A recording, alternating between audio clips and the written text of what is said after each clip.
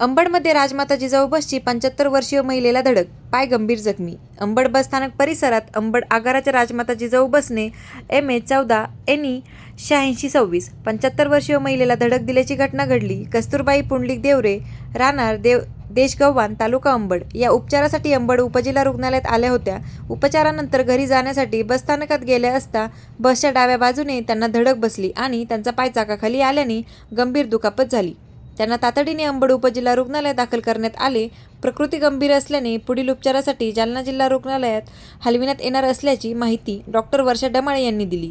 घटनेमुळे बसस्थानक परिसरात काही काळ खळबळ उडाली आहे. आज दिनांक 13/8/26 रोजी 4:55 SDH अंबड मध्ये एक पेशंट आलेला. नाव कुशीवता कुंडलिकराव देवरे. त्यांचे पती कुंडलिकराव देवरे पेशंटला घेऊन आलेले.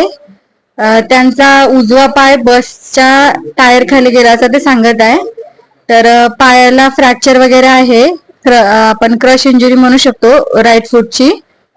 आणि त्यांना सध्या योग्य ते ट्रीटमेंट देऊन आपण पुढच्या उपचारासाठी जिल्हा रुग्णालय जालना येथे पाठवत आहोत. डॉक्टर वर्षा डमाळे.